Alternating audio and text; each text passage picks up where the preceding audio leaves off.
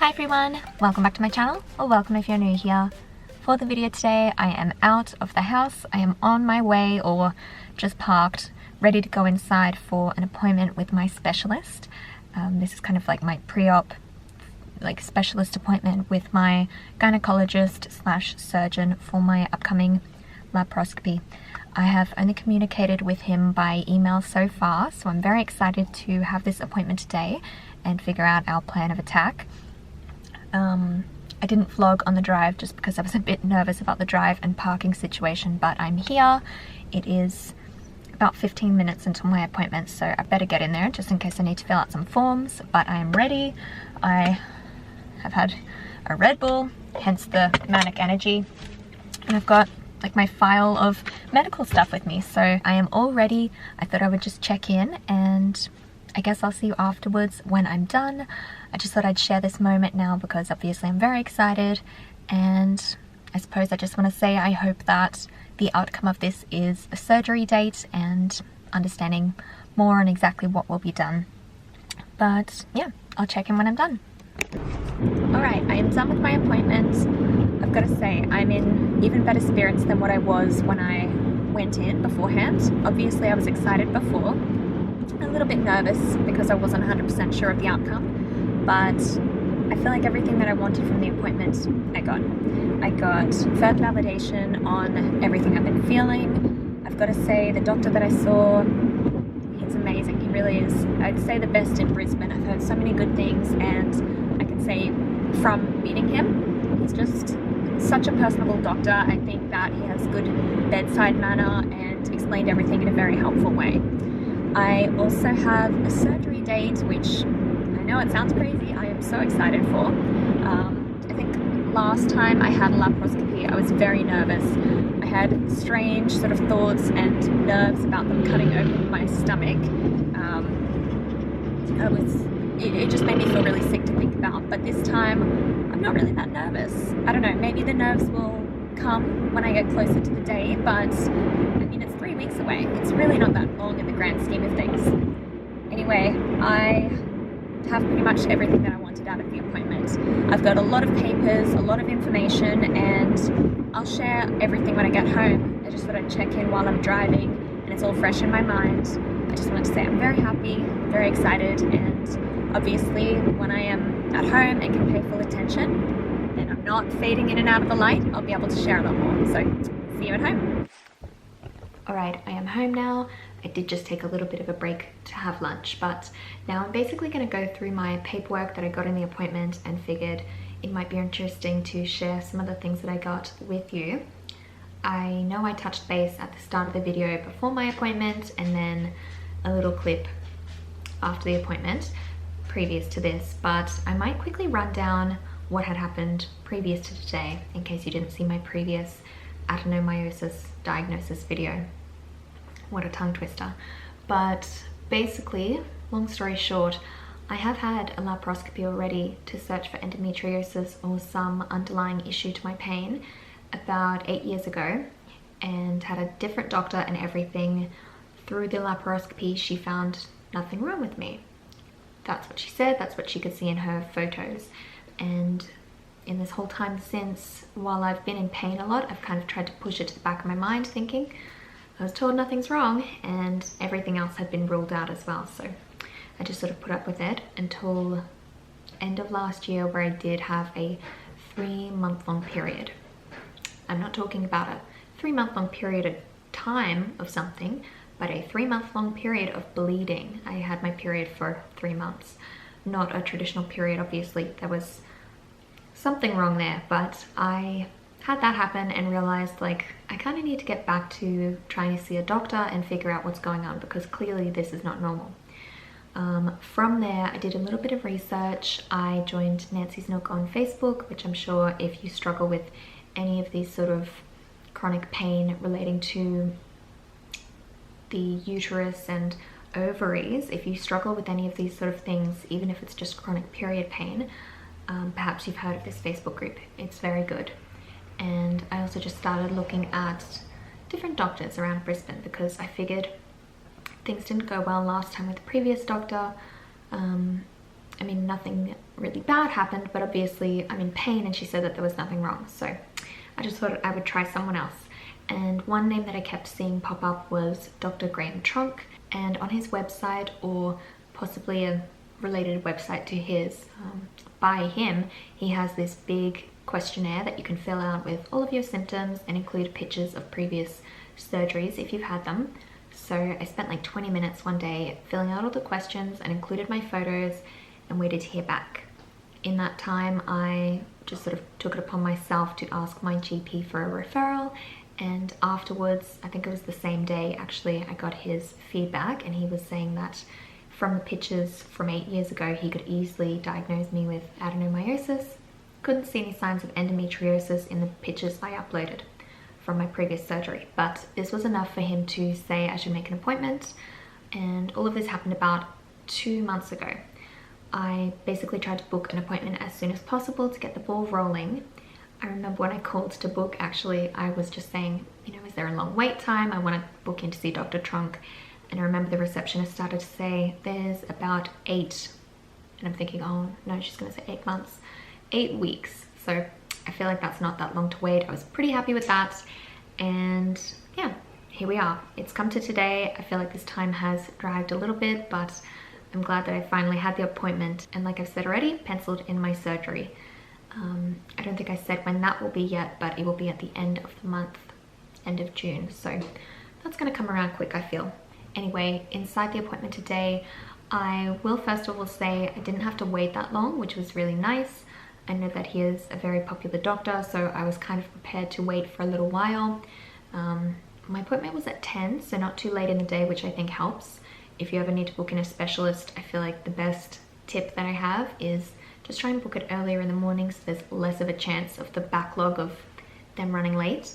But I went in on time, which was good, and I think I was in there for about an hour. I want to say, yeah, it was probably just shy of an hour. And in that time, we basically spoke about my symptoms and just sort of figured out a course of treatment and what to do. What he is planning to do is, of course, laparoscopy to search for endometriosis in case any has popped up. And on that note, actually, it's really interesting to show him the photos from the surgery, which I have right here. I don't know if I want to put them up on screen since they're a bit graphic, but he could see in one of the images when he looked closer that there is actually a spot that he thinks could be endometriosis. And obviously years have gone by since those previous images, so now he's wondering if he will open me up and see endo in there.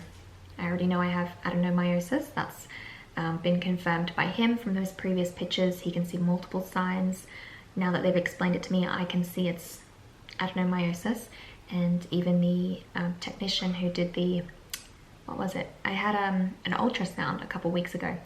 They could see it as well. And even their doctor at the practice that does the ultrasounds, who reviewed it later, confirmed this. So a few people now have said I definitely have adenomyosis. But yeah, now endo might be on the cards as well, when I thought that was ruled out for the most part. But yeah, what do I have here? I've got a whole bunch of forms. A bill from today, not a bill, but an invoice that's paid. I've got a consent form for my surgery. I bring this in on the day with me.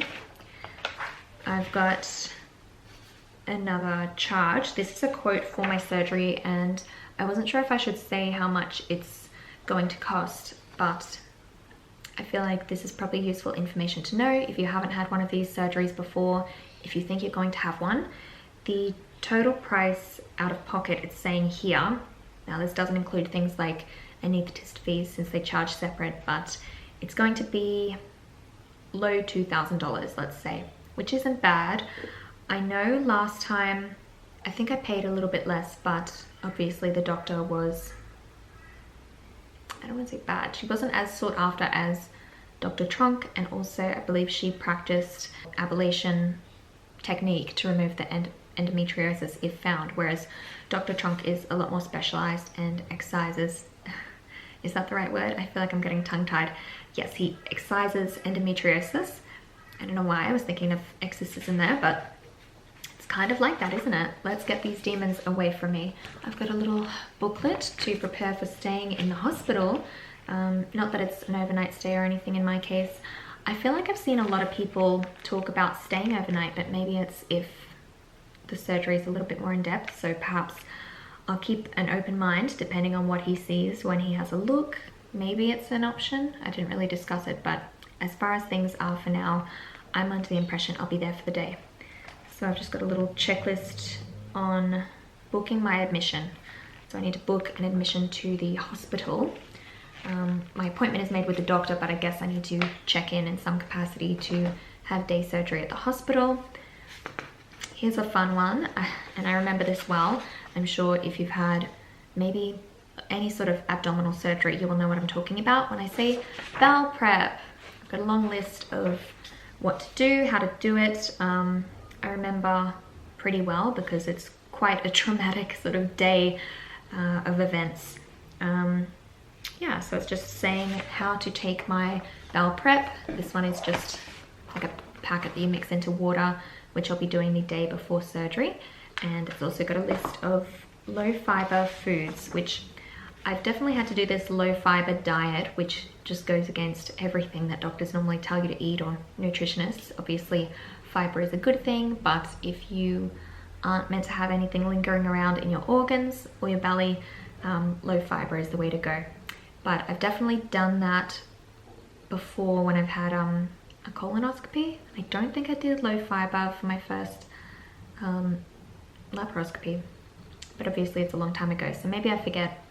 I do remember though, this sort of thing, these things taste foul and obviously make you go to the bathroom to flush everything out. Although I will say I feel lucky I don't need to do an enema or anything like that. Again, I've seen a lot of women talk online about having to do that. It might be more of a thing that is done in the US or the UK, but I've not had to do that any time before with anything, thank God. What else do I have? I've got a list of the low fiber foods and also clear fluids, which I'll have to have in conjunction with this the day before. When I stop eating, you can just have clear foods and then stop, I think, around dinner time or something.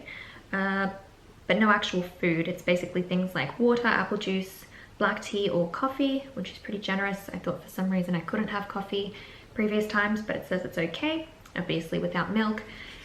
Jelly, sports drinks such as Powerade or Gatorade, or clear soups. So they do say chicken or beef. In my case, I might try and make up some miso soup without any like fillings, obviously, just the miso paste. That should be fine for something a little bit savory. And I might try and see if I can get some vegan jelly. I know it's something that is made. I haven't tried it before and I'm not really a big fan of jelly, but I'm a hungry person. I don't really like to avoid eating when I do the clear liquid things, so even though I'm not a fan of jelly, I'll probably make some. I'm gonna have to buy that. But yeah, the sports drinks is useful because obviously you're going to the bathroom a lot, you're going to get dehydrated. I think that's helpful to replenish everything that you're losing. But yes, so that's something I'm gonna need to set aside to use the day before. I also have just general list about discharge from the hospital. Again, these are all things that I vaguely remember from previous times, but just general information about avoiding driving and having someone take care of you for the first 24 hours post-surgery. So I think in my case, I'll have my husband Brendan take maybe a week off. And this is only for the reason that we have two very high energy dogs. I think that any mums or carers for people, pet parents like myself, it's something to think about. Technically, I only need someone to care for me for 24 hours after the surgery, but because I care for my dogs along with Brendan, I feel like I'm not going to be able to do that for a while in the capacity that I need to, because I have two beautiful dogs, Quentin and Macy. They are Kelpies, so they're very high energy and they need 2 walks a day or 1 walk and 1 play session. And I'm not going to be able to do that. I already know. I didn't have Quentin and Macy last time that I had a surgery, like my laparoscopy or any surgery for that matter. In fact, I think I haven't even had any like family pets that I was caring for any time that I've had surgery. So I'm not going to let them suffer just because I'm healing and have to kind of rest on the couch or bed rest. So I think for that reason, I'll see if Brennan can take off about a week off work. I think that he's already floated that past them and they've been pretty reasonable. So that's just what I'm doing, and maybe something to think about as well, because again, I'm kind of coming from this of the standpoint of understanding how I healed last time with very minimal effects taken in the surgery. They basically opened me up, had a look around, moved some of the organs slightly and closed everything. And this time I'm kind of prepared for the fact that maybe some things will be cut out. Again, if they do find the endo, and other things like getting a marina put in. So I'm gonna have probably a little bit more pain than I did last time, which is something I'm thinking about, but also on the other hand, I am prepared on what to expect, like the muddled feeling of my organs being moved around. I know what that feels like, but I remember I wasn't able to do many things in the first week. Even though not much was done, I still rested. I remember it was difficult to cook, lift up my laptop and push like a shopping trolley. I think I tried doing that just shy of a week after my surgery, and it was a big mistake because I had no strength in my abdomen. But yeah, it just sort of says to avoid driving. It says not to drive for 24 hours, but I feel like there was no way I could have driven for a couple days, but I suppose everyone should take it case by case and check with their doctor. And the rest is just saying things about anesthetics, maybe making you nauseous, sore throat from the breathing tube. Yeah, I'm sure these are all things that I'll chat about again as I heal and just sort of touch base on how I actually go in case these time frames change. But nearly at the end of my list here of stuff that I have, I've got another consent form, and I think this is like a pre-surgery one that I have to do. They said they want it sent back, but again, it's just sort of consenting to the laparoscopy and hysteroscopy. Not hysterectomy, it's just a scope inside the uterus. I know the name sounds kind of similar, but yeah, nothing so scary. And maybe they will do a D&C, which again I've had before, dilation and curettage, where they sort of scrape everything out, I think. But yes, I need to email that back. There's a few things I have to do ahead of time. I might set a separate pile, so I've got to email them that consent form. There's one I bring on the day, and I also have to book with the hospital, like I said. But apart from that, I've just got a script for the contraceptive pill. My doctor has recommended that I go on Brenda or Diane, but I think Brenda is the cheaper version. He said that that would help, even though I do have the Implanon in. He said that he wants me to keep that, and I'll get the Marina, and I'll go on the pill in the meantime until I get the Marina. I'm not really sure, but my body basically needs to be bombarded with hormones to combat everything. Apparently it's best if I don't have a period at all. So it sounds good to me. Originally it sounded a bit scary. I thought that sounds like a lot of hormones, and I know some people really don't like that idea. For me, I don't know how I feel, but I've got to say I'll do whatever it takes to avoid the pain that I experience pretty regularly because of my period. Other than that, I've just got like a little flyer about Qendo or Qendo. They're the Endometriosis Association of Queensland, and it's just got a little bit of information in that guide. There is this right way up? Yes. No. A little drawing that my doctor did for me of where they're going to be looking at, and something very interesting. I'm not going to get too into the nitty-gritty science and medical background behind all this stuff, but something I had heard a few people say in the past, and I wasn't sure if it was just like urban legend type things, was about retrograde menstruation, where normally obviously the blood comes out in a regular period, how almost everyone, or apparently everyone, has retrograde bleeding as well, where it comes back out up inside into the pelvic cavity. And because it doesn't disappear, for some people that's how they get their endometriosis. Again, I feel like I've heard people say that the actual endometrium lining isn't endometriosis, which I think is true, but the blood coming back and resting there without dissolving is, I guess, the cause of endometriosis. I don't really know. I feel like this is a bit of Chinese whispers, so I'm not even sure if I'll include that part that I just said, but I thought that was very interesting. Yeah, only 10% of people will have endometriosis or adenomyosis. Again, in my case, the adeno is definitely present because I have growths in the uterine muscle. But yeah, that's that. And then I have just a whole bunch of pictures of scans, which I won't scare you with. The only other thing that my doctor gave me, and I thought this was quite funny, he gave me his book. I know that he sells them, but he gave me this one. He didn't charge me. Yeah, he wrote in there and everything, which I thought was kind of cute. But yes, this is Endometriosis 101 for the Significant Other by Dr. Graham Trunk, who is, of course, I said my doctor. This is like not really that much of a big book, but I think it's just got a lot of sections in about treatment and sort of give a bit of understanding to family, friends, partners, and also it's probably interesting for me to read as well, just to have a full understanding. This is kind of like a thick version of any of the booklets and pamphlets that I've been given. So yeah, I thought that was really generous. On the note of mentioning who my doctor is, I wasn't sure if I should be saying.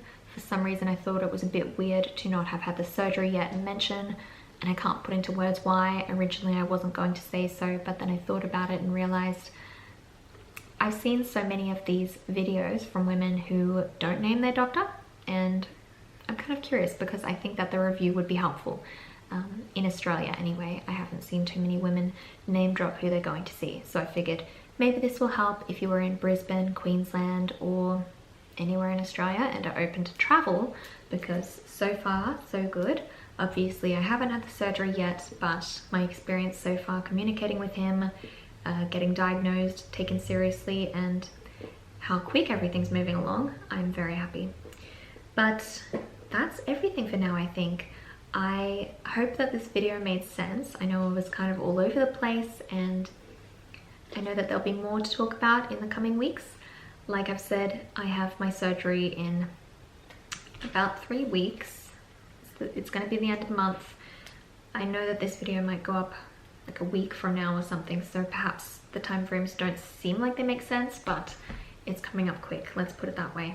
And of course I'll be sharing any updates that I have in terms of prep, the experience of the surgery, and more importantly healing afterwards, because hopefully it will help some of you out if you've sought out this video. Otherwise maybe you're watching and have nothing like this relating to your life.